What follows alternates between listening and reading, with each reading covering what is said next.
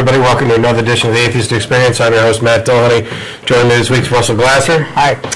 I was out sick last week, so thanks a lot to Ashley Perry for filling in. You'll be seeing Ashley again next week, filling in for Jeff T, and potentially maybe see more of Ashley anyway. I was really glad to be able to call him in the last minute and let him know I was sick, and he eagerly agreed to come on and help out. This is a live public access television program that allows us the opportunity to answer questions about atheism, discuss various public issues of concern, present ideas, debate different claims about various religions, and generally present the public with a view of atheism that challenges the misinformation that's been spread around for years about atheism, and not just from the pulpit, to let people know that we're not evil baby-killing monsters who are trying to destroy the wonderful things that all these good God-fearing people have done for the society in which we live. In actuality, we're your neighbors, friends, co-workers, everything else, and we happen to parents, and happen to just not believe in a God. And quite frankly, the biggest reason is because there's insufficient evidence to support that claim. That's it. That's the whole story.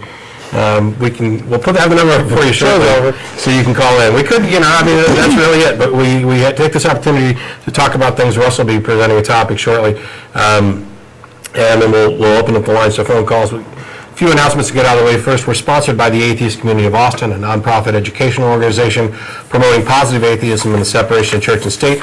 The ACA has weekly meetings every Sunday at 11:30 at Ventana del Sol on Old Torf, except for the first Sunday of the month when we host a lecture series at the Austin History Center located at the corner of 9th and Guadalupe. Today was the first Sunday of the month. We had a lecture, had some people from the Texas Archaeological Society come down and talk to us. We had a good time and hit up the Dog and Duck Pub after that with some of those people. Our lectures cover a broad range of topics. We don't necessarily have to focus on things that just center around atheism and religion, because atheism is simply the lack of a belief in God. Everything else is fair game. Generally, the atheists within the ACA, those who are presented on the show, etc., fit into like a subgroup of atheists where we are atheists for primarily intellectual reasons. Like as I mentioned before, the fact that there's just simply not enough evidence to justify belief. And in that sense, we're distanced from, for example, Raelians, who would be technically atheists. They don't believe in a God. So this is more of a rational position based on scientific evidence and reason and logic. In addition to the lecture series, as a matter of fact, the April lecture will not be on the first Sunday of the month. It'll be on the third Sunday of the month due to a scheduling conflict. We'll have Lori Littman Brown, who is a secular humanist lobbyist in Washington, D.C., coming down to talk to us. So we're looking forward to that. We'll have more information. The information on the lecture series and other events is available at our website, www.atheist-community.org. Feel free to drop by there and get information. We'll have a number shortly to take calls, but I want to also remind people that if you don't get through on the telephone, and for those watching or listening by other means, not live, if you can't get through on the telephone, you can email tv@atheist-community.org. That email goes to everybody involved with the show, both those behind the scenes who choose to receive it, as well as the co-hosts and myself. We cannot guarantee that we'll answer every single email or even address every concern that comes up, but we do read all of them. We respond to what we can, and we certainly appreciate all feedback, comments, criticisms, advice, even those that we don't actually take. In addition to the lecture series and this program, the ACA also sponsors a bi-weekly internet audio program called The Nonprofits. That's PROPHETS. You can go to nonprofitsradio.com for more information on how to connect. We'll be live again this coming Saturday, March 10th. At 2 p.m. we run an internet chat service alongside that, so that those people who are listening live can communicate back and forth with us, because that program doesn't have the capability to take phone calls and is primarily a discussion program with atheists as primarily the target audience. This program's for the general public. The other program is primarily for atheists, although we do know that there are religious people who listen to the nonprofits. Oh, yes, we do. If for no other reason than to find out exactly what the enemy is up to. I think very few, though. Yeah, I don't think that this is a extremely common occurrence. The audio portion of this program, in addition to the Nonprofits podcast, the audio portion of this program is available online for download. As a podcast, you can get more information at atheist-experience.com or by going to the atheist-community.org site and linking to the TV show page. And now the video portion of this program, which is available on DVD from the site, is also available for free on Google Video. If you go to Google Video, just enter Atheist Experience and there'll be a list there. But you don't always get a complete list, and I found that the best way, if you really want to go through past episodes, is to go to atheist-experience.com, click on the archive link in the menu, and you'll get a listing of past shows. And there'll be a link there in the list for each of those episodes that just says video, and that will launch the Google Video page for each of those episodes. We also host a number of social events throughout the week. Atheist Happy Hours every Thursday. Currently going to Memphis in Anderson near 183 and I-35. That's every Thursday at 7:30. And after this program is over, we're on the air till 6 p.m. The cast and crew get together and go down to Threadgills on Riverside. For dinner, we're normally there around 6:30, maybe as late as 6:45, depending on how much cleanup, but we've been getting out pretty quick and getting down there. All of our events are open to any atheist or atheist-friendly person. You do not have to be an atheist or a member to participate, attend any of those events. Feel free to come down as long as you're coming down to just talk and get to know people. Ask questions. We've had believers of various disciplines come down to have reasonable discussions, and I don't mind that. But if you're coming down to preach, proselytize, harass us, tell us just how much Jesus loves us and why we've somehow missed the obvious, please don't. We're mostly going down there to eat and have a good time. If that's what you'd like to do, just wait till we put the phone number up. You're free to call in and talk about whatever. You don't have to talk about the subject at hand. So with that out of the way, I guess we'll go on over to Russell. And you got an email from a viewer, right? Actually, a month ago, our two shows, the Nonprofits and the Atheist Experience, are now heard pretty much worldwide, thanks to the internet, as they call it. It's tubes. Yes, it's a series of tubes. And so we received this email last month. It was to the Nonprofits, actually, but I'm taking it over for the TV show. And this was right after my previous appearance on the show when I was talking about evolution. I was planning to continue that subject this month, but I thought that this was a better idea. This is another guy named Russell. He's from Tucson, Arizona, and he says, Dawkins wrote in his latest book that he disagrees with religious labels for children and that this type of mentality is coercive brainwashing. How do you feel about raising a child as an atheist? I suppose that this question is aimed mostly at Russell, but I am curious how any of you would feel about having a devout Mormon 18-year-old child after not having pushed atheism on them while they were growing. Or maybe you assume that they would come to the same atheist conclusions after being taught rational skepticism. Love the show. Thanks, Russell. So I guess I am the most logical person to answer this question. In fact, when I thought about it, it occurred to me that I don't really even know all that many other atheists besides me who have children. I know a few. One of our most tireless co-chairs, Michelle Gadouche, had a couple of kids in the days when the ACA had co-chairs instead of dictators. I mean, presidents. But Michelle hasn't been active for years, and I can't think of very many active members left who actually have kids. And now that's kind of an interesting statement in itself about atheists, because I know an awful lot of atheists who declare that they are childless by choice. Many of them have had themselves gone so far as to have themselves physically altered in order to never have children.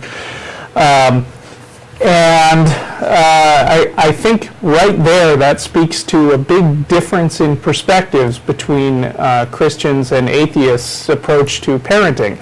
I can think of two reasons why Christians don't tend to be the childless by choice types. One of them is that a lot of times you'll hear them quote the verse, "Be fruitful and multiply." as a justification for having a lot of kids. In fact, devout Catholics often believe that any kind of birth control is a sin. God doesn't give parents more children than they can handle, which is why you routinely run into devout Catholic families that have like 10 children. They believe that no matter how many children you have, you still shouldn't use birth control, and I don't mean all Catholics or all Christians. And obviously atheists don't care about what the Bible says about raising children. Another interesting point is that many Christians believe that the world is about to end. Not to put too fine a point on it, but a large number of Christians surveyed believe that Jesus is coming back and the final conflict is happening within our lifetimes, just as Christians have believed for the last 2,000 years that Jesus was coming back in their lifetimes. He didn't come back in any of their lifetimes, but they really mean it this time. And if you believe that the world is about to end, then the more practical issues of living on Earth, like overpopulation issues, seem kind of trivial. Like when I was a kid, it was a well-known fact in school that there were 4 billion people on Earth. A number of years ago, we hit the 6 billion people mark. That's so less than 30 years, and it's still growing at an exponential rate.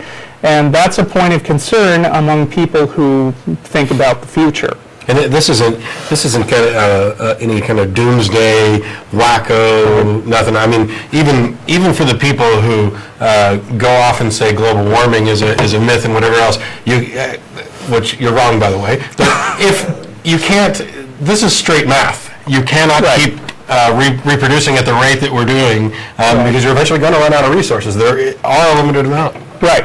But if you believe that Jesus is going to come back and end the world, then what's the point of being concerned about overpopulation, especially if you think that the Bible actually told you to be fruitful and multiply?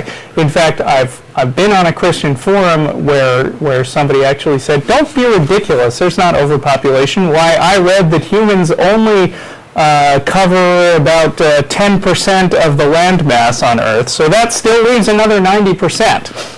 As if they thought that the Earth would still be a great place to live when we cover 100% of every possible place to live. Yeah, I think they're kind of missing the point about exactly how many acres of food-producing land it takes to keep one person alive. You know? Right. So there's that. Also, when I was thinking about this issue of many atheists deciding not to have kids, it occurred to me that, let me see, a lot of atheists I've noticed don't seem to have such great relations with their parents.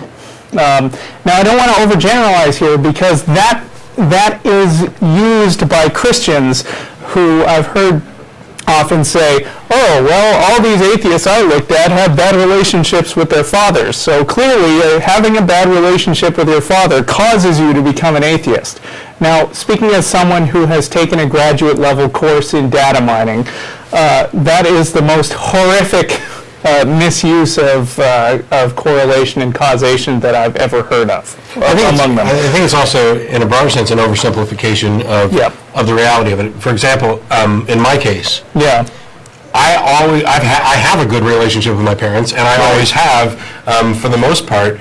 But there's a period of strife or difficulty that surrounds, I'm no longer a Christian, now I'm an atheist. And that's something that's difficult for them to deal with, although they're getting better about it. Now, this is exactly my point, as it turns out, which is atheists are a minority. Most people believe in God.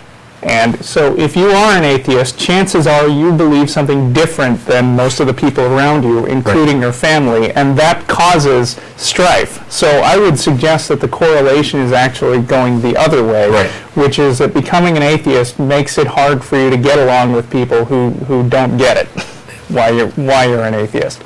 Now, it's interesting. I'm one of the few people, one of the few atheists I know who voluntarily went for having kids. And it just so happens that I was raised by a father who was an outspoken atheist, a mother who was kind of an atheist, although she's moved toward more in a new agey direction since she's gotten older.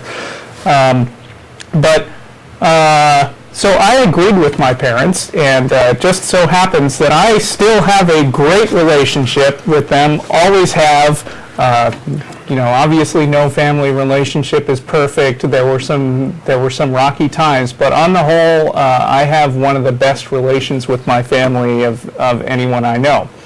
My sister was also raised in the same household, and I know that she's also very enthusiastic about having her own kids pretty soon. So there's just a data point to think about.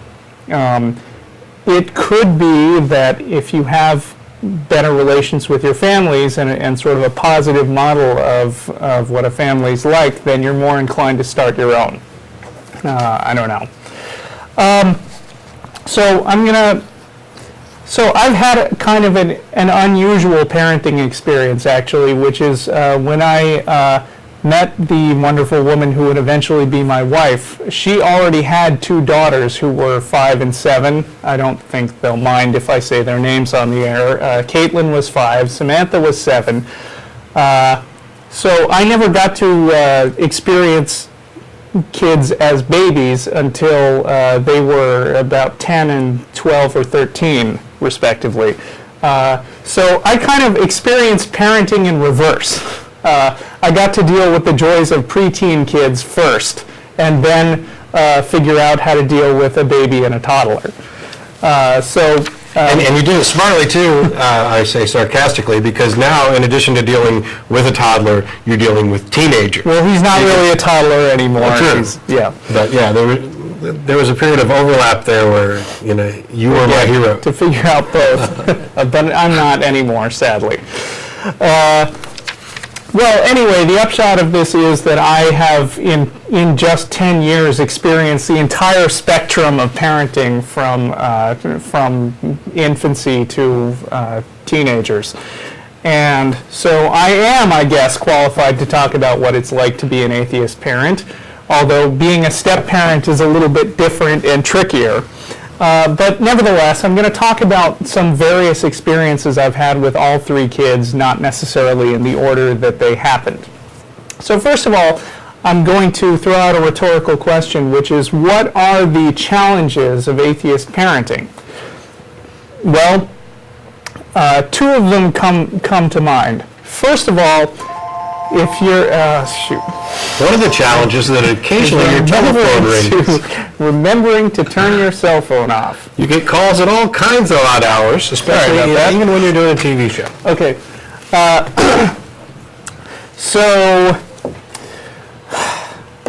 threw off my groove, man. What are the challenges of atheist parenting? One of the challenges of atheist parenting is that if you're raising kids in an atheist household, then they're going to be, as noted before, somewhat outside the norm.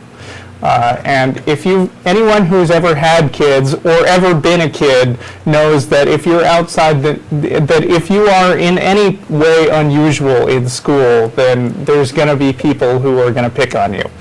So that's one of the things. The other thing is, I guess, more subtle and a little more philosophical, which is basically, I can't speak for all atheists, but as an atheist myself, I kind of don't believe in authority figures. Now, I shouldn't exactly say that, because I do believe in governments and laws and judges and teachers and authority figures like that. And experts in particular fields. Right, exactly. But I don't believe that any one figure has absolute authority over any other figure. And that attitude not only informs my atheism, but it also kind of extends to the way I think about parenting. I know a lot of Christians see it as their role to sort of simulate what they perceive as the relationship between God and mere mortals when they raise their kids. And this tends in some people to lead to an attitude of basically, I've got this plan for how I want my kid to turn out. And if the kid isn't doing what I think he or she should be doing at the time, then it's my job to beat him into shape, because that's what God would do. There's a case in point. When my son Ben was born, shortly before he was born, I had some fundamentalist neighbors. They were kind of friends of mine. We moved to a different neighborhood right before he was born, but this neighbor of ours was kind enough to come to our baby shower. She was, I think, the only Christian in the room. So I'm sure that was terribly comfortable for her. But not only that, she chose what I would consider maybe an ill-advised gift. Among many other very nice gifts, like little clothes and the usual stuff, but she also gave us a book called Shepherding a Child's Heart. And when I read this book, what I discovered was that an awful lot of it was dedicated to the use of the rod. And this was, I think, used in both a literal and a metaphorical sense. A lot of the book was talking about how the Bible says that you should use the rod for discipline. So again, if your kid isn't doing what you want, then it's your job to beat him into shape. And in a very literal way, the book would talk about the challenges of using this approach, like, oh, well, it's frowned upon for parents to beat their kids so much that they leave a mark. So here's how much and where you should beat your child so that it's not visible. Did James Dobson write this book? No, I've actually seen some other parenting books by James Dobson, but this wasn't one of them. And also, in a metaphorical way, it talked about your role as sort of the figure who they have the holy fear of. So I found this book grotesque, and I did kind of an uncharitable thing, which was wait until she was gone and then mercilessly make fun of the book. But this really sticks out in my mind after years of a model of what I disagree with about the Christian idea of what parenting is like. Certainly I believe in discipline, but probably a lot less discipline than Christians would probably think I should. I don't see my role as the person who will mold these little people. I see my role as basically their most important guide. So that brings me back to Russell's letter, where he said, again, Dawkins wrote in his latest book that he disagrees with religious labels for children, and that this type of mentality is coercive brainwashing. In fact, I believe his exact words were child abuse. Right. So how do you feel about raising a child as an atheist? And the implication there is, isn't it just as presumptuous to call your kid an atheist? And I guess my answer would be yes, and I don't do that. Certainly, I don't hesitate to influence my kids in the direction of atheism. If they ask for my opinions, then I'm very blunt about them. But I'm also very clear to say, it's likely that you'll decide to be an atheist, but you pretty much have to make your own decision when you get older. So I would say that, to me, if I had to name the most important thing, my most fond wish for my kids, it wouldn't be that they become atheists. That would be somewhere on the list, but not necessarily near the top. I think what would be important to me is to make sure that my kids are basically intelligent, well-read, open-minded, and skeptical, and that comes way before being an atheist. I think that possibly leads to atheism. When my son was very young, I noticed that I had a Bible sitting in my bookshelf, and I told him that there are some people in the world who believe in this magic guy called God, and Mom and I don't believe in that, and that's why we're called atheists, you're going to have to decide for yourself later. And then I went on to read him the first chapter of Genesis as just one of the stories that I used to read him. I think shortly after that, I came up with a game that I could play with him where I started talking about real and pretend.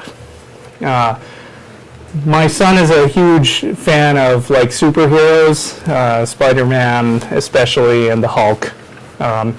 And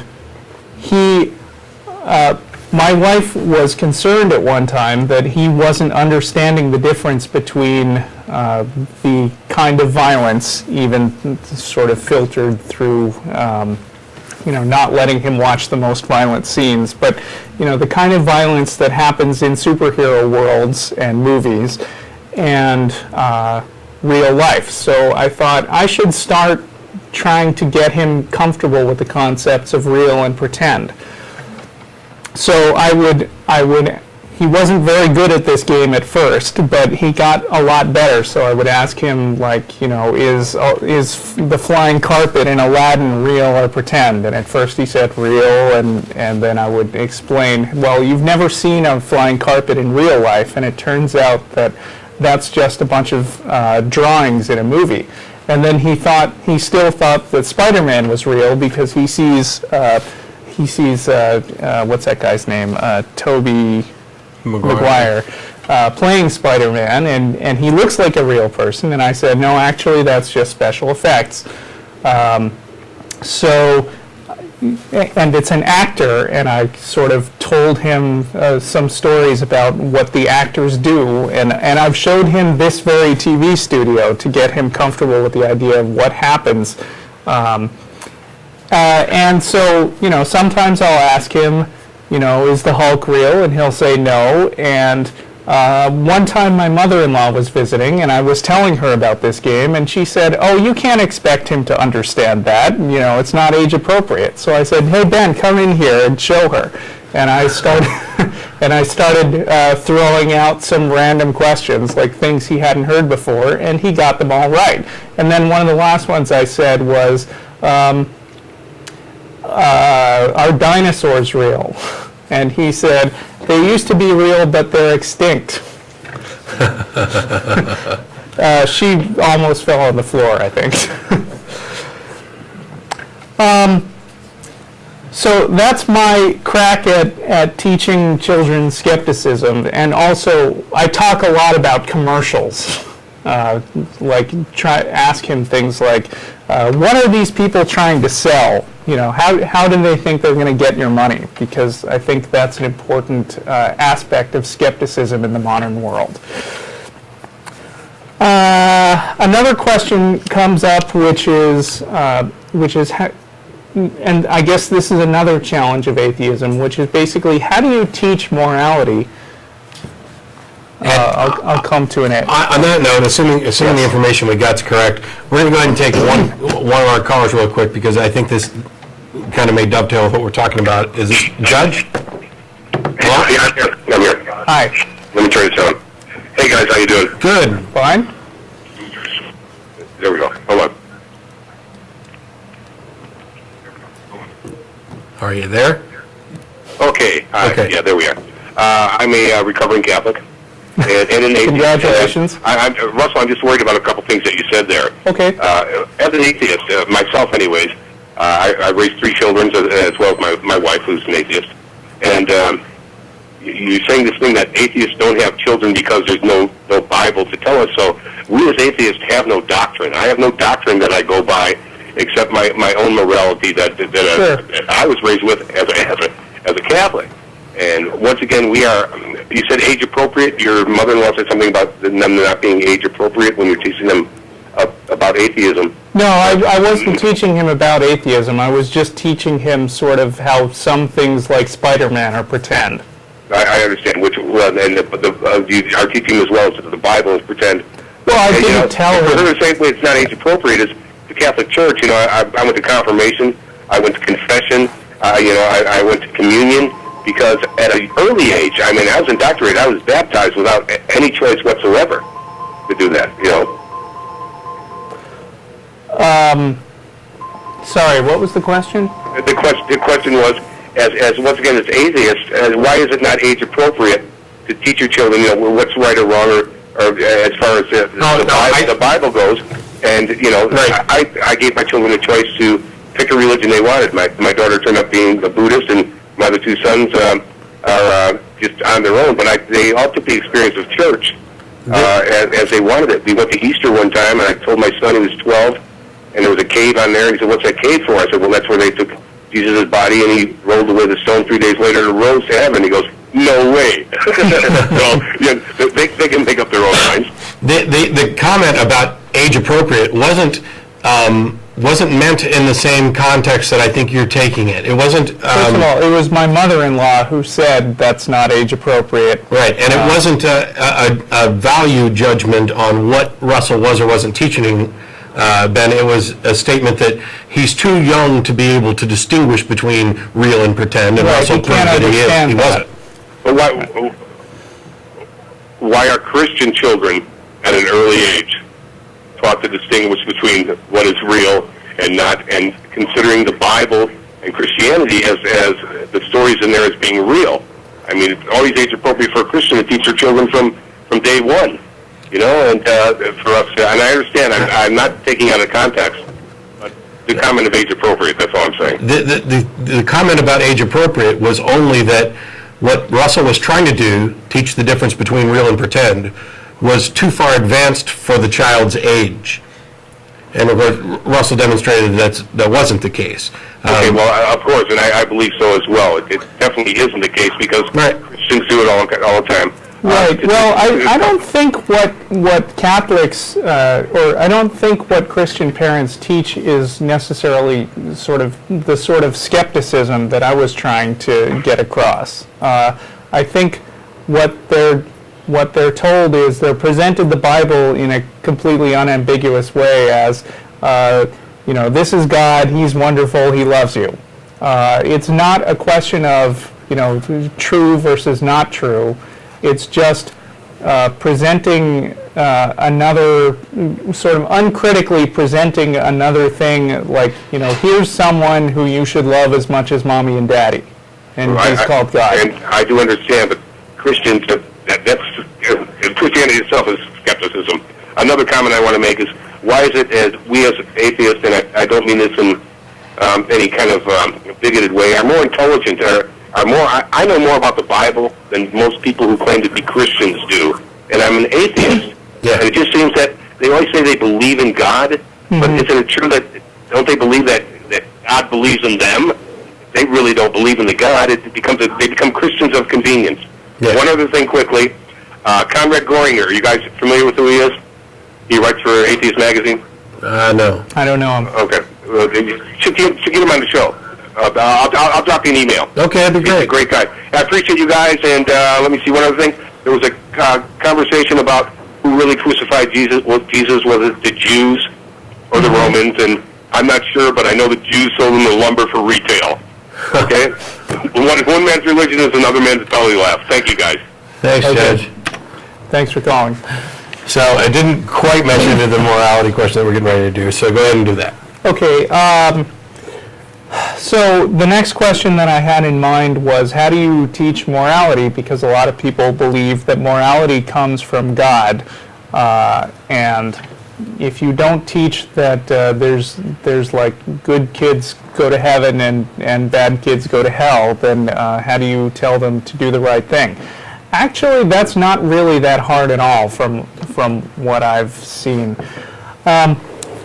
My particular tactic in teaching him right and wrong, because like all kids, he sometimes does things that he shouldn't. I know this is a shock to you parents out there.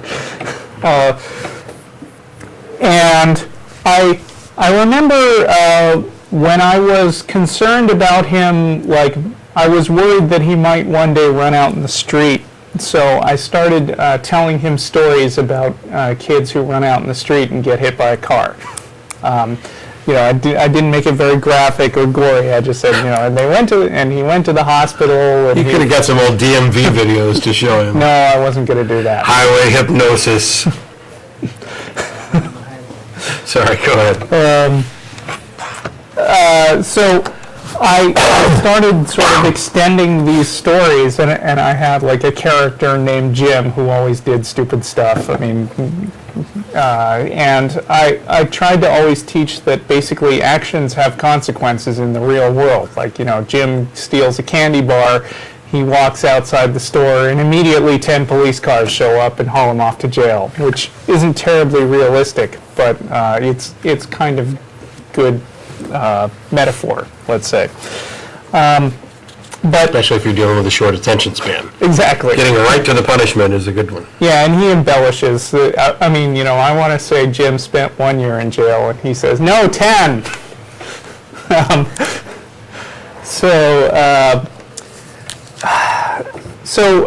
Basically, when I talk about morality, one thing that I do is try to make sure that he gets that there are actual reasons why things are right and wrong. And of course, the Christian notion of morality is often along the lines of, well, God said, don't do this. I don't know if anyone believes in the you should not eat shellfish because they're an abomination type verse, but that's kind of an example of the sort of morality in the Bible. It doesn't really make any sense not to eat shellfish now. It probably did then because they weren't very, just like it made sense for Jewish kosher laws to say don't eat pork, because if pork is improperly prepared, it'll make you really sick. But Jews don't think about it in those terms. Even though preparation methods are pretty good these days, you still have a lot of Orthodox and Hasidic Jews who believe that it's really bad to eat pork. And some of them take verses like you should not see the calf in its mother's milk to mean you should never eat milk and meat at the same table. And some of them even have separate refrigerators and different sets of dishes so they'll never use their milk plates for meat. I'm serious. There's a book that I recommend by Dan Barker, who has actually written a number of children's books, in addition to his very excellent adult atheist book, Losing Faith in Faith. He's written 3 children's books. One is called Maybe Right, Maybe Wrong, which is the one I'm thinking about right now, where he talks about basically not basing morality on rules, but basing it on principles. Like, there's a principle that you shouldn't unnecessarily hurt people, and there's a principle that you shouldn't kill, because that's really painful. But then he presents sort of a moral dilemma where your pet is very sick, and you have the option to stop the suffering by getting the pet euthanized. And it's a very hard decision, but eventually the kid does that because basically the principle of ending suffering is higher than the principle of not causing death in this case, for this particular situation. And then he's got a couple of other children's books. One is called Just Pretend, which may be where I got some of the inspiration for this game I talked about earlier. And then there's another book called Maybe Yes, Maybe No, which is about skepticism, and it's maybe geared towards slightly older kids. So, sure, I do discipline him in a lot of ways, like sending him to his room for timeout and things like that. But I make sure that later he always understands the reason why he went to timeout, and we talk about the right way to act. So that about ends what I was going to say about very young kids. And after we take a couple more calls, maybe I'll get to my teenage stepdaughters. Okay. The number's up on the screen if you're watching us live. If you don't see the number, then you're probably not watching us live, because we try not to give that number out. If you do see the number and we're not live, as a reminder, because we haven't been saying this a lot, don't call. There's other people in the studio at different times, and I'm sure they probably don't want to be hearing from us right now. But if the number's up, you feel free to call. We'll go ahead and start taking some of the calls. Anybody who doesn't get through today can email tv@atheist-community.org if you have any questions or concerns, feedback, criticism, whatever you like. So we'll start with, is it James? Yes. How you doing? I'm doing good. I love the show. Thank you. Thanks. The reason I was calling is because this topic today about how atheists raise their children kind of dovetails a little bit with my own life this week. Friday, I should mention that I have a younger brother who's married. He's about 35, and he has a 2-year-old daughter, and just in October, they had a son. And my niece was jumped into the Catholic Church, right out of the gate, not even, 6 months old. And so my nephew Sam is following suit. I got the notice in the mail to come to the baptism, which is in a little town north of Houston. So it's not that I don't want to drive to go see my family. It's just I don't want to drive to You don't want to support the religious part of it. We had a similar question in the last couple of weeks on the Ask an Atheist list from somebody who'd been invited to a bar mitzvah, and whether or not they should go or participate, because it comes off to their own kids as if they're supporting this particular superstitious view. So Now, by the way, I had a bar mitzvah, and my grandparents, who are also very strong atheists, came, although they thought it was kind of ridiculous. And I had also a female, very liberal, kind of wacky rabbi, thanks to my mom. And so the very religious people on my mom's side of the family thought it was an abomination. So really nobody was happy. But it was a great experience. And a lot of my youth, I wasted some time going to temple, even though I never really believed, because my mom thought the heritage and the traditions were important. And so that's kind of colored my perspective on other people's religious traditions, which is, if somebody asked me to go to a baptism, I think I'd probably be flattered that they wanted me there. Do they know you're an atheist? Yeah, they know I'm an atheist, and I don't have any children of my own, so it's not like that would be a concern, like I would want to expose them to something like that. But right. And I should mention that I did go to my brother's older kids' baptism, and it was creepy, and it was I would have rather not done it. I would have rather just driven over to their place and just skipped straight to the eating of the barbecue and without the baptism. because we believe in barbecue. Oh, hallelujah, brother. I thought you might. I'm thinking about starting a new church about barbecue. Hey, sign me up. I'll be there every Sunday. But I guess I just kind of wanted to get that off my chest and see what maybe you guys thought about it. And do you have kids of your own? no, I don't. That's why. That's why that's kind of not too much of an issue. But my brother and I were both raised Methodist, and so it took me a while. I remember kind of the psychological,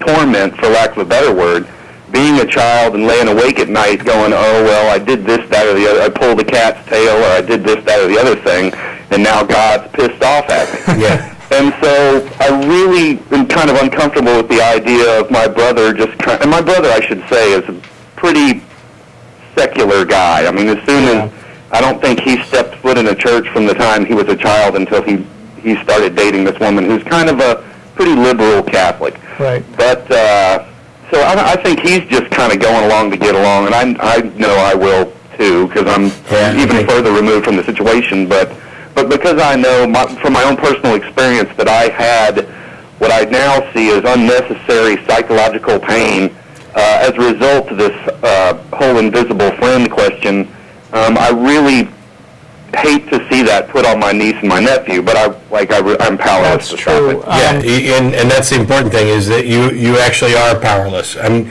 to some extent. I mentioned this on the nonprofits last time. I have a niece and nephew now, and they're being raised in a Christian home, and that's fine. I'll go to events, assuming I can, if I'm able. I'm not going to be avoiding it, but if they ever ask me what I believe, I'm going to tell them. I agree. It's up to their parents to. I'm not going to sit around and pretend that I'm something I'm not in order to make the parents more comfortable with not having to answer the difficult questions about their superstitions. Right. If that, I hope that it never becomes a problem, and I don't have any good reason to think that it does. My brother and I get along really well.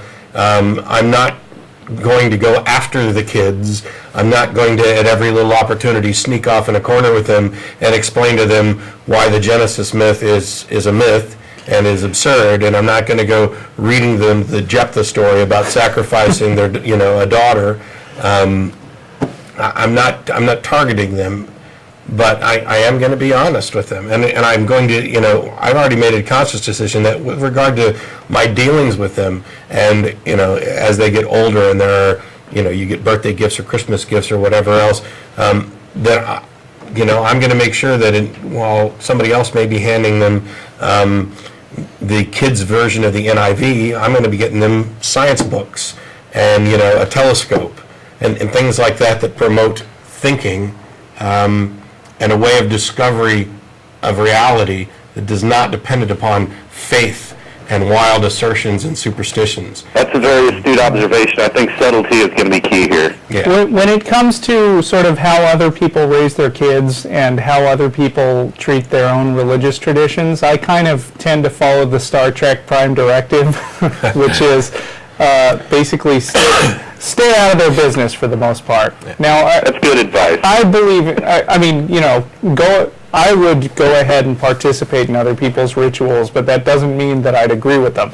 Now, my sister and I have had a lot of disagreements about this because, as she rightly points out, boy, Christians will not stay out of your business. And I'm going to get to that talking about my own teenagers, but at every possible opportunity. That doesn't mean we need to stoop to their level. Exactly. That's what I think. And I think Russell and I are pretty much in agreement on that. Thanks a lot for calling, James. You guys are great. I love the show. Appreciate your call. Thanks for All right, take watching. care. We've got, is it Duane? Yes. Welcome to the show. How you doing? Hi. Oh, all right, man. What's going on? I have talked to you guys once before, Russell. Yeah. And, man, I got to tell you, you guys are interesting, man. I just got to say. I do want to say this really quickly, though, about the kids that we're talking about today. Mm-hmm. That's important to me, and then you struck on something that was important to me also. You said, have them be skeptical. And my parents also raised me that way. And what they did for me, and I'm thankful, is that I got to be shown both sides of the coin. Now, true enough, I was raised with beliefs in Christianity, okay? But the kind of Christianity that I'm talking about is a spiritual Christianity. It's not some new religion. It's not a big deal. But it's basically just acknowledging that we are a created being. It's just having the thought that you are created. But at the same time, I am a man, and I am carnal, I'm in this flesh. And so here's the thing. I think a lot of times what we do is when we grow up, especially Catholicism and a few of the other, the dogma of religion. And if you listen closely in some Christian churches, they will even look at that religious person as somebody that's almost an atheist.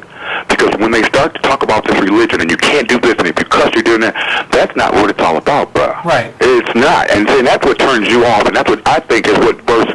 That's not actually. I really do. Well, the Christianity that I'm talking about is more of a spiritual thing. And basically, I walk and talk just like you guys. And if you think about it, the rule.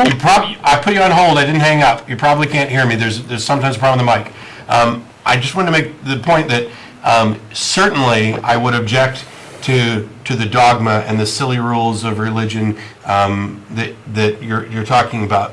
But and you'd be correct there. But that's not my only objection, and it's not even necessarily my primary objection. Even the light spiritual sense of religion that you're talking about, and I'll let you address this in a second, is dependent upon something that I find absolutely repulsive, and that is this idea of faith, that it is somehow a good and just a good thing and a wise thing for people to accept a notion on faith. And my position is that it is a bad idea, potentially dangerous, for anybody to accept anything based on faith.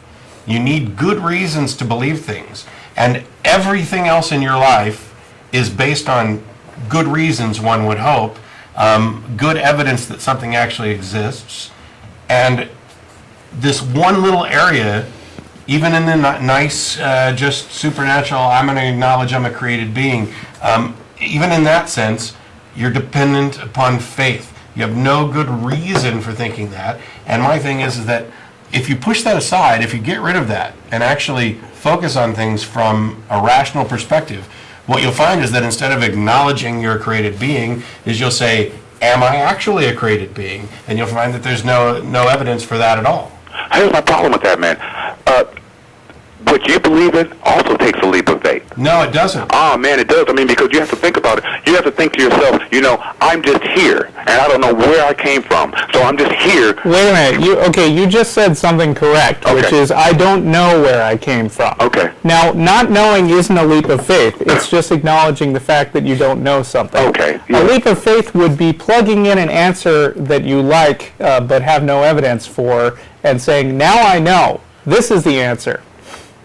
That's the leap of faith, I think. Okay. Well, I was thinking, and back to the kids. I think it would be better for me, I would think, if you could just give them both options. Hey, here's the Bible. If you like this is what this says. Hey, here's this atheism book, and here's this evolutional deal. Okay. And then let's let them make their own choices after a while. Sure. And one more thing real quick. Let me say this real quick. When it comes to faith, that sort of thing, I guess you've got a point there, man, because I can't tell you that I know where God lives, and I can't tell you what he looks like and so forth, but I just got this feeling, man, that I came from something other than an ape. And here's my thing, and Russell told me this last time, and I'm going to bring it back up. Okay. Russell told me that you guys, atheism, are okay, just flat out okay, and it doesn't seem like you could be, though, because you seem so intelligent, but you're just flat out okay with just not knowing. Well, the thing is, And you're okay with that. I don't understand that. I mean, you don't have any curiosity where we came from? Hang on. Okay. Because I'm going to address 2 quick points. Okay. One of them is, you mentioned, let's give the kids both options. Yeah. First of all, there's way more than 2 options. Atheism is, of course, the lack of belief in any God, but there are an infinite number of potential gods and God claims out there for all different religions. Okay. So you wouldn't just hand a kid. all the options. Hang on. All the options that they need, just like they went to college or something, Hang on. It's just open up to you there. And you go and read and then find out where Hang on. You wouldn't just hand a kid. Phones fixed. Yeah, we got to get the phones fixed. I apologize for that, but you wouldn't just hand a kid a Bible and some information on atheism. That's not how you set up that situation. What you do, and I'm a proponent of comparative religions courses in schools, and you teach them as much as you can about reality. And instead of teaching them what to think, you teach them how to think. You teach them how to question, how to look at everything. And then you don't just say, okay, here's Christianity and here's atheism, choose. Because those aren't just 2 sides of a coin. There's a question of, do you think that there's a good reason, that there's sufficient evidence to justify belief that a God exists? And the answer is either yes, in which case then you need to figure out exactly which religion, if any, addresses the God that you think is likely to exist, or no, in which case you're an atheist. That was the thing on both options. You said something else at the end, which I think I've already managed to maneuver away from. Do you remember what it was? Russell, I was just saying that the proof of a God, for me, the best I can come up with is that I'm here. And for me, that proves that something created me. Okay, I put you on hold again just because of the phone thing, because I remembered what you said, and that relates to it. And what you were saying was that it's uncomfortable for you not to have an answer. Russell had addressed this with you last time, that it's baffling to you that atheists are okay with saying we don't know. Is that accurate? Yes, sir, it is. Okay. Whoops. Oh. You still there? Yeah, I'm here. Cool. Okay. It's not, we're all curious. You might have just knocked out Bill, though. No, I'm fine. Okay. Anyway, we are naturally curious, and we naturally seek answers. And I'm in the same position as you. I have an intense craving for knowledge and understanding about the world around me. I spend a great deal of time reading and studying all kinds of areas of different things, not just, for example, Big Bang cosmology or evolution or anything else. I might just sit around and think about, philosophical problems or, free will. Who knows? I might watch TV and just something catches my eye and I want an explanation for it. That's natural. But you're sitting here saying you have an answer and we don't, and you don't understand why we're comfortable with that. And the reason is that because we recognize you don't have an answer. You have a catch-all. God, the God did it, or God is responsible, is like a blank key that fits into every lock but doesn't open any of them. It's a big non-answer. It's like if somebody had a big box in front of you and it was sealed and said, what's in this box? Oh, I'm so curious. I really got to know what's in this box. Somebody has said, well, God's in the box. And you've just accepted it because it's more comfortable for you to think that that's the right answer than it is to not have an answer. And my point is that as soon as you accept this non-answer as an answer, you eliminate all avenues of investigation. And by me saying, I have no idea what the actual explanation for origins is, but I think we have a good idea, that opens us up to investigation and scientific research and lets us try and find out what the actual truth is, instead of pretending that we know what the truth is. Okay. Is that you explained yourself pretty well there, I have to say. It's an interesting conversation with you guys all the time. I never called you to try to change your minds or anything. I'll leave you with this last thought, though. When you say every now and then that Christianity or the theory of God or whatever disgusts you, I'm really curious as to what disgusts you about it so much. What makes a Christian such a bad person, so to speak? That's not it. And I know you didn't say they were bad people, but I'm just saying, if you think about it, man, think about the Ten Commandments. Really, because they come right out of the Bible, come right out of God's mouth. Sure. If you think about that kind of just a little bit, my God, dude, those are just rules we all live by in life. Really? Are they? Really? First one is thou shalt have no other gods. Let me quote you a couple of them, and hopefully you guys will say, well, yeah, you got a point. Hang on, you don't have to quote them. We know them all. We know them all. I can probably rattle off all 10 here without missing a beat, but the thing is there's only 2 or 3 that are actually relevant to law.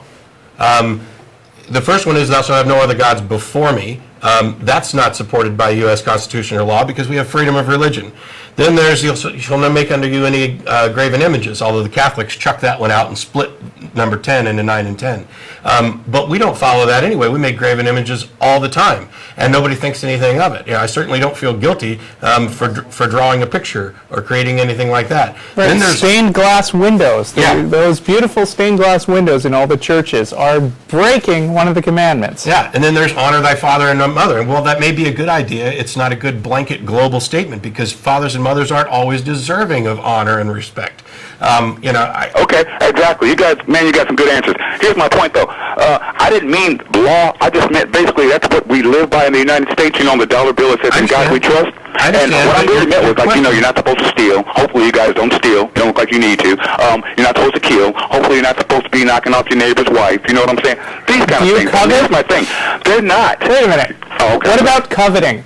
Huh? I think coveting is what runs our whole economy right now. I mean, basically our whole economy is based on people passing little green piece of paper around, and there's these huge industries dedicated to trying to make you want stuff that you don't have. Nobody seems to think that that's like a really horrible thing. It's kind of what runs our country in a way. Well, yeah, but on the other hand, what are we going to do without it? I mean, you have to trade, and coveting, man, is not necessarily trading money. It's wanting what you have in your pocket, as opposed to me going out myself and getting my own pocket. So you got a pretty wife over there, right? And that's nice. And I look at that when I see people like that. Oh man, what a nice-looking family. But I don't want to knock off your wife. That's your wife. But still, and that's a wrong thought for me to do that. It's wrong for me and her to do that. Because, man, that's going to hurt you. And that goes back to that selfish thing that you guys made up. That not only qualifies as coveting, that qualifies as adultery because you've lusted in your heart. Yes. Now, the question that you'd asked before that we kind of got sidetracked from was, what is it about Christianity that disgusts me? Now, Talking to atheists on the phone. Hold on. And you paraphrase it as, what makes Christians bad people. I'm not saying Christians are bad people. I was a fundamentalist Christian from the time I was 5 till after I was 30, was even going to be a minister. Almost my entire family is Christian. 75, 80% of the population of the United States is Christian, and most all of them are really great people that just mean well. But that is irrelevant as to whether or not what they believe is actually true. When I talk about the things in Christianity that, in particular, that disgust me, and it's true of a lot of other religions as well, one of them is the idea of faith. That and you portray this in the sense that you're more comfortable with an answer that isn't an answer because you've accepted it on faith than to be uncomfortable without it. You're right. And I think that causes problems. What The other problem? thing What is problem? that the What other problem? thing. Hang on. Okay, I'm sorry. The other thing is that Christianity has this doctrine. Now, first of all, we could talk all day about the monstrous God of the Old Testament who went around just killing and slaughtering and basically being a spoiled little brat. But the God in the New Testament is, in my opinion, worse. Because, and I know, that shocked you right Yeah, there, it didn't it? did. Okay, tell me why you say that. And it's not probably for the reason that some people might think. But the people who watch the show will know what the answer is. The Old Testament God was pretty much straightforward. Yeah, it was. And death was the end. There was no real concept of an afterlife. In the end, when you were dead, you slept with your fathers. And you'll notice that a lot of very serious Jews don't even have an idea of heaven except a very vague one, and some of them don't believe in one at all. Yeah. Well, when you bring up Judaism, and when you bring up Judaism and Catholicism and stuff like that, you kind of lose me because I can't agree with any one of those religions either way, and I don't knock them. That's fine. But you're absolutely right about the stained glass windows and the graven images and Catholicism. Sure. I don't get any of that. Or Right, Christian but you gazing. don't think they're evil for making stained glass You think windows. they're evil? I don't know if they're evil. No, that's not what you just said. Oh, okay. Let me finish it, because I told you that I consider the God of the New Testament to be worse. Yeah, I know. And here's why. That God has an idea. That theology in the New Testament states that a just result for a finite crime is infinite punishment. If your kid did something wrong, whatever, let's say he was a complete screw-up for 12 straight years. Okay. And just did all kinds of stuff. Right. Do you think it would be just to punish him forever? Of course not. And Of see, here's course something, not. and you haven't, seriously, bro, you haven't studied the Bible. You haven't looked deeply into that, because that is not what this yes, God is we talking I about. haven't looked deeply into No, that. that Jesus and God are not talking about that. You can get forgiven for absolutely anything you want to be forgiven the for. point- It's just a matter of asking for forgiveness. Forgiveness is irrelevant. They're saying that if throughout my entire life here, Right. I reject the notion of Jesus, Okay. if I blaspheme the Holy Spirit, that is still a finite crime. And my punishment will be eternal. According Well, you have to New realize Testament we're in a doctrine. finite body right now. So everything that we can talk about and learn in this earth right now, in this age, is going to have to be finite. What Right, he's talking but about is stop. after the body's done. Stop. My entire life, let's say I live 80 years, no matter how much I did, even if I was the most vile, vicious, Hitler, Jeffrey Dahmer conglomeration, all of my crimes represent some magnitude that is less than infinite. And for that, my punishment would be eternal torture or eternal torment. You shouldn't even have to talk as far as Hitler, because Christianity has this concept of original sin, which means even Right. if you've done was the second nothing part. that by human standards is particularly wrong, even if the worst thing you ever did was like cross the street against the light, you still deserve, according to Christianity, to be tortured forever. As long as you failed to beg for forgiveness for crossing the street against the It's light not a big thing. before You you have to die. beg God. He's a friend. You can just talk to him, just like I'm talking to you, basically. Only thing is there's more respect. But now let me say this, man. It's not. Listen, God don't want to make you or I go to heaven. And there's only one or two places that you're going to end up going after you die. I mean, if you believe in that sort of thing. And so you don't sound like to me you would be very happy in heaven.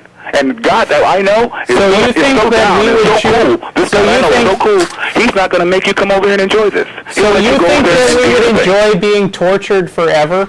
that does sound rough. I gotta admit, man. You know what I'm saying? Well, listen to what you just said. You said that it doesn't sound like I'd enjoy heaven, so your God's not going to be a prick and make me go to heaven. That's right. Yeah, exactly. That's exactly right. Which means that he's going to instead torture me forever in hell. No, he ain't gonna torture you. He's gonna go over there and let you torture yourself. No.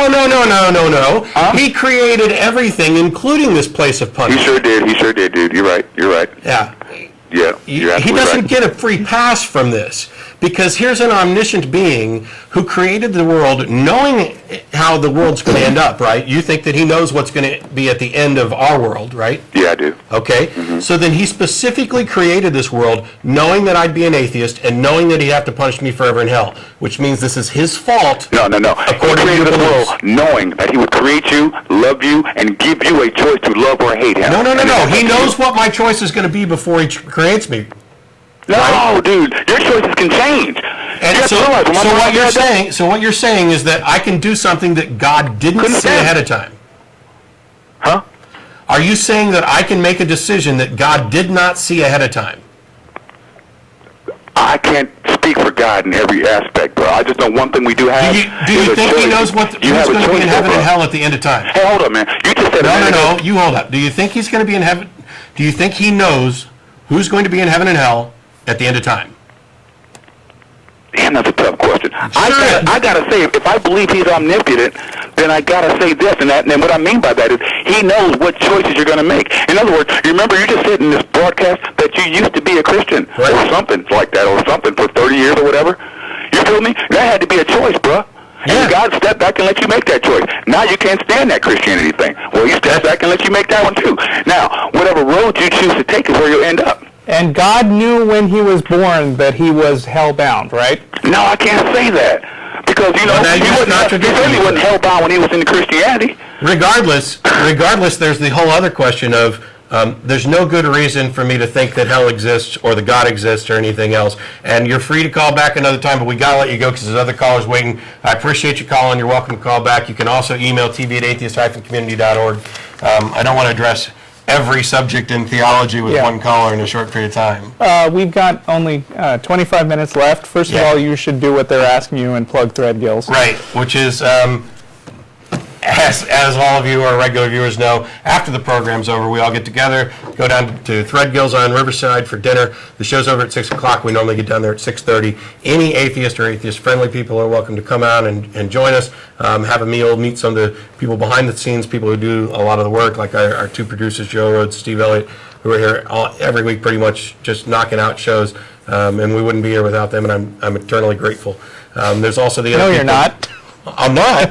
Your gratitude is finite. My I'm gratitude afraid. is finite, but actually it could be eternally grateful because I'm going to inscribe it in some method that will, I'm going to transmit it out into the airways, which I've just done, Yes. and it will continue forever. No, it won't. All right. I can't duck Eventually, and the dodge. universe will die, heat, death, and then your gratitude will end. Sorry. Anyway, I have as much gratitude as I can extend. Okay. I apologize to the people who are still hanging on the phone, but I really want to squeeze this in the last 20 minutes, and we'll get to you shortly. Yeah, hang on. So I said I have two stepdaughters, and I've gotten to see what it's like for kids to be dealing with basically being an atheist in Texas. And like I said, Christians will not hesitate to mess with your kids. In fact, they have special kid rooms in their churches where they herd the kids.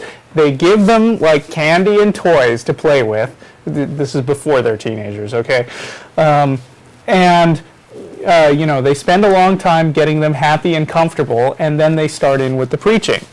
And then they come home and talk all about all the stuff they talked about in church. And my approach has not, and our approach as parents has never been to say, what a bunch of BS they've been teaching you in church. It's to basically talk about what it was like, encourage skepticism, discuss their experiences, and basically let them come to their own conclusions anyway. And there was a time when my older stepdaughter, Samantha, voluntarily joined like a campus Bible group, I think. She doesn't live with us these days. She's currently living with her father in a sort of podunk town in Texas. And I think partly as an acceptance thing, she became sort of more toward the agnostic end and started hanging out with a bunch of Christians. And we didn't say, don't do that. We just said, okay, let us know how it goes. And before all that long, she got sick of it because I think having been instilled with skepticism from the beginning, she overall just never wound up being all that comfortable with the Christians, even when it led to acceptance. So I'm very proud of a lot of the things that Samantha has done. Apparently, she had a debate where she was on the side of evolution against a kid doing creationism in her high school, and according to nearly unanimous vote by the class, she won. All kinds of things like that.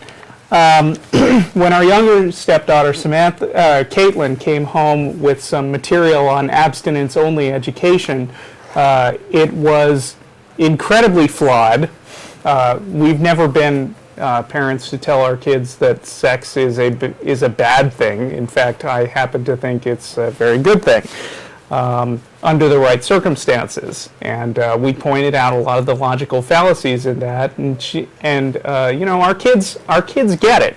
Kids can understand a lot more than people give them credit for. See, I think I'd have been up in arms. Yeah, Because when your kid starts coming in with abstinence only right.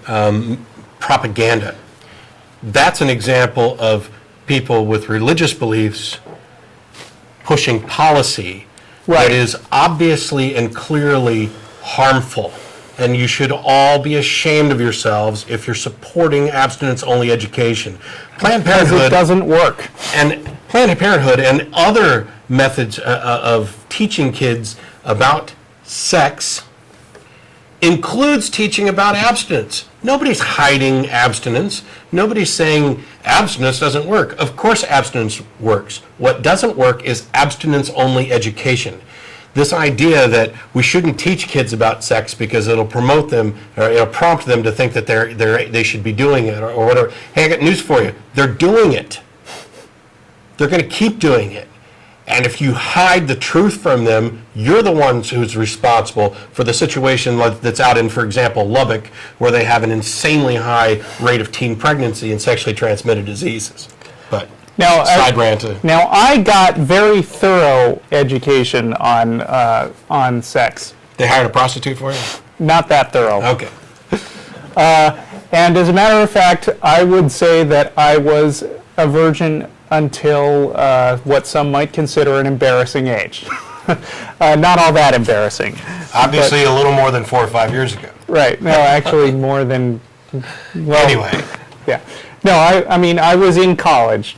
And while I can't completely say that it was by choice, as it never is with guys, I don't think I was ever as aggressive about chasing it down as a lot of the good Christian kids around me, because, I basically thought about it in rational terms. I didn't save myself for marriage, and I have no regrets about not saving myself for marriage, because it's, frankly, just as good.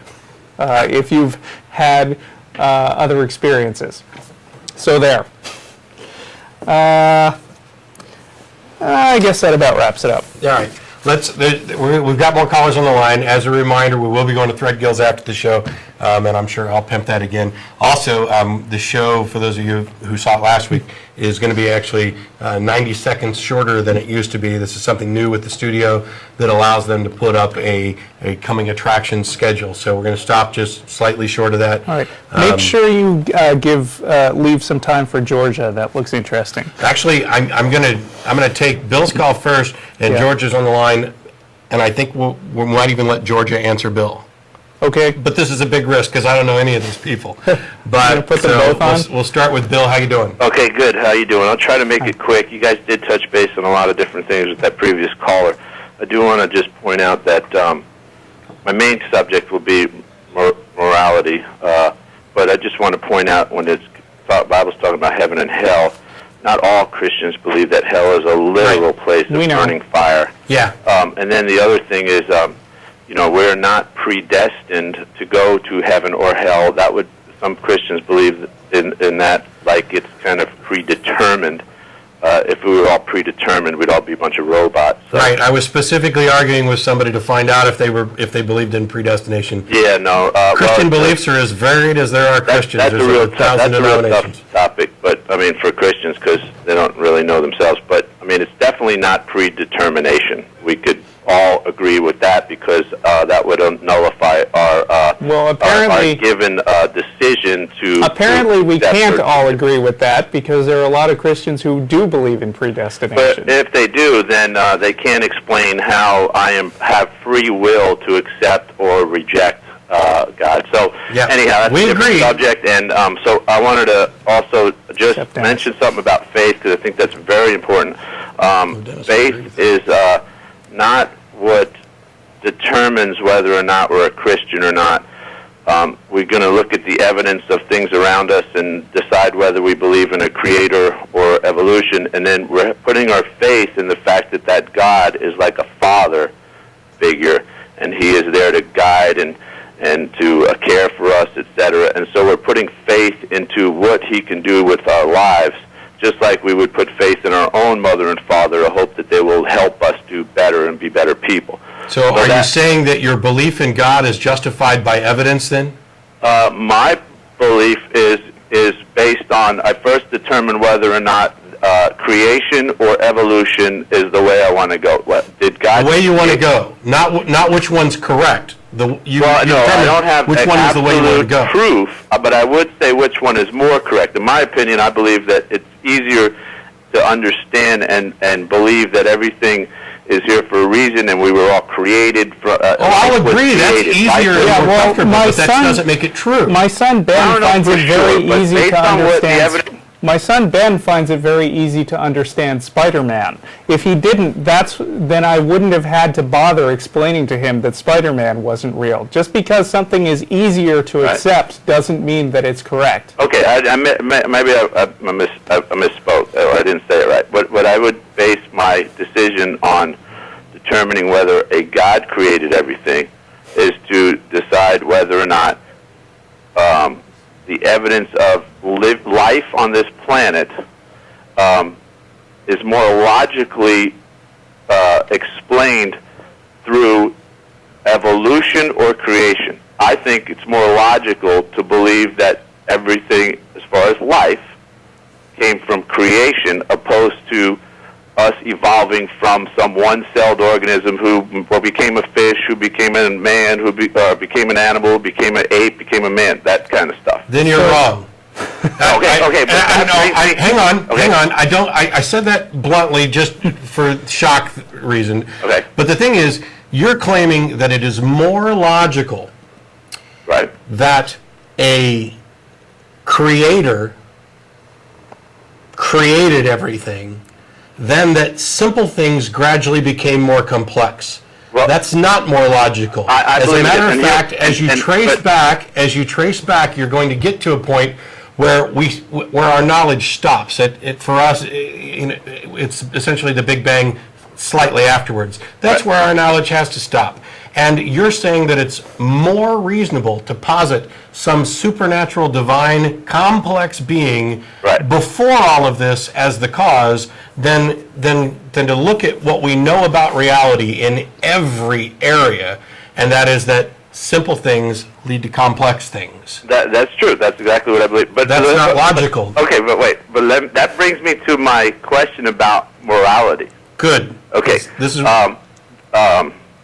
okay, I wanted to say something else, but I'll get to the point. Okay, so if we had evolved, and because you guys sometimes say all atheists believe in evolution, and some no, we never say that. And there's a kind of evolution. We've never said that all. We've never said that all atheists believe in anything except for they do not believe that there's a God. In fact, I wanted to say several times during this call already that you're presenting what's known as a false choice. I'll in the agree with sense you that you're that- saying that either evolution is true or creation is true and nothing else.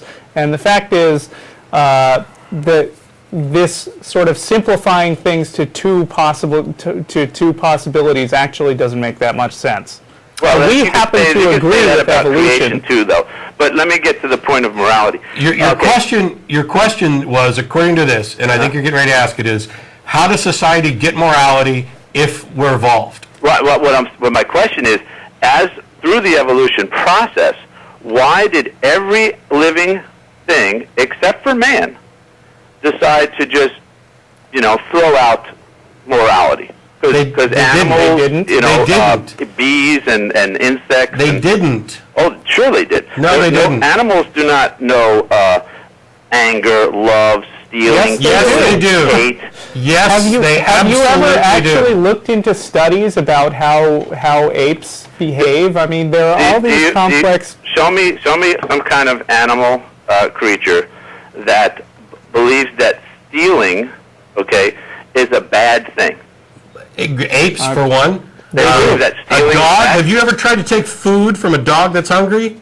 They think it's a bad thing. Just because their society is not as complicated as ours, just because they haven't created a courtroom or written down their laws, does not mean that they don't have similar emotions, similar value judgments, because that's where morality comes from. No, actually, quite the contrary. If an animal steals from another animal, then he's the winner, and he thinks it's a good thing. Hey, I stole it. Yeah, I got but it. the other guy is going. The other guy. The problem you have then is that it's very dangerous to come and try to steal something from another animal, because chances are that in the wild, the other animal will see that as a sign of aggression and fight you. Well, hyenas do that, period. That's all they do is steal. Just about every animal does it. It's You don't think survival. people do that? But we don't. People do it too. No, we know it's wrong, and we don't do it. No. People do I don't it all know the if you've time. ever had The jails children. are full of them, and you know. But those people two other are wrong. callers on the Those line. people are wrong. If you We all really, agree that those people are wrong. if you really think that animals have chucked out morality except for humans, you're starting from the wrong basis. If you think that there's no way to have a secular justification for morality, that if we are in fact evolved, we can't possibly be moral, you're just completely on the wrong track. And But also, we're going to let you go to get to some other callers. You can call back if you want to. Also, I just want to add that if you think that people have this sort of instinctual knowledge that it would be wrong to take something from somebody else, bringing this back to the topic today, you have obviously never spent any time with children. Yeah. Children have no idea that there's anything wrong with walking up and grabbing something that they want. It's something that has to be taught out of them. It's the kind of thing that I talk about in my stories, where this character named Jim will just say, you know, that's my toy, I want it, and then the result is he gets ostracized from people. Kids need to be taught that some things are going to make it harder to get along with other people, and that's why that's a bad thing. I went down the other day, Friday, to pay a traffic fine. And there were a bunch of people in line, because there always are on Friday, because everybody wants to get these things taken care of. And it was a take a number situation. And there were a lot of people waiting. And yet we saw some people who would pick up a number off the floor that had already been used and actually use it. Woman sitting next to me got so mad at somebody else for doing it that she looked around, found a number on the floor, picked it up, used it herself, and was all smiling that she had beaten the system. She knew it was wrong, and she still did it, and she still felt that she had accomplished something, she'd done right. It's exactly the same as the dog who stole something from another dog. It's of course, just more complex. In her defense, anybody's values would be warped by sitting in the DMV all day. Yeah, but it answers your issue of not only did life evolve from the simple to the complex, but so has morality and ethics evolved from the simple situations and the simplistic views in less complex animals to the morality that we have now. And I think, if I'm right, we've got Georgia on the line who wanted to address this point with regard to morality as an atheist mom. Hello? Hello. Hi, my name is George. I'm atheist, born and raised in Iowa. And I raised my child as an atheist. And the disappointing thing was he eventually turned into a practicing Wiccan. And I'm holding a grudge against her because she gave me some breast using her... You had a lot of patience. That was a lot of patience. It's a good call, but... What? I didn't get it. That was a crank? Yeah. So we'll move on from there. We've got Terry. Man, you're way more sensitive to these things than I am. Okay. Okay, well, we're down to, I guess, the last minute or so. So let me just put this out. I also help raise... 3 minutes, actually. Also help raise kids, and if you don't have a rational structure for kids to observe cause and effect, then they resort to bullying, which is the same thing as that would be true with adults, basically. So since we're talking about, and so what I'm saying about that is the way to, in my opinion, properly raise kids is to have a system of cause and effects, logical consequences. That's where the discipline comes from, as opposed to physically assaulting the kid, which only teaches them that physically assaulting somebody is the way to get things. The topic is morality. So what do we mean by this term? Morality is simply the word we use to refer to right or wrong behavior. Public morality is what's right or wrong for everybody. Private morality is what a lot of the religious groups and civic organizations and whatever, their personally adopted standards of what's right or wrong behavior.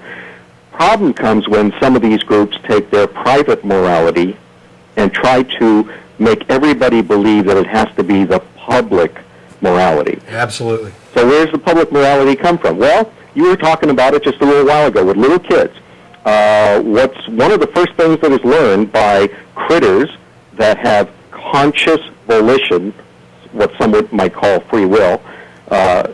Conscious volition is what you use to intervene between stimulus and response. So you might have a stimulus that, there's a great toy over there I want to get from that other kid. The first few times you do it, you begin to learn there's consequences to that.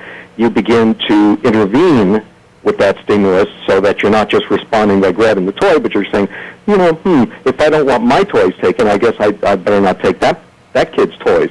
Or you could say, I really want that toy, but I also don't want to be screamed at for the next 10 minutes. Well, here's the difference. Does the lesson come from intervening authority, or does it come from our peers?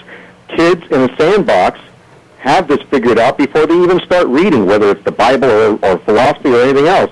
The adult caregiver intervenes when one of a kid is physically assaulting their peer. They're likely to hear, as a defense for why are you physically assaulting your peer? They're likely to hear, he started it. Well, the little tyke might be lying, or they may have misunderstood something, but they do have the paradigm, which is, I have a right as a critter with conscious volition to be free from either being assaulted or having my stuff stolen. Right. And that's the only thing that could possibly... All right, so what happens? Where does things go wrong? I got to cut you there, Terry. I'm sorry, we're out of time. Take care. I'd like to say briefly that it is actually a little of both. It's both peers and authority figures that sort of reinforce the message, because kids don't necessarily have the logical capacity always to connect things. As a reminder, we'll be going to Thread Goes After the show. We're getting ready to run out of time this very second. Tune in again next week. Ashley Perrin will be with me. Thanks a lot. Have a safe week.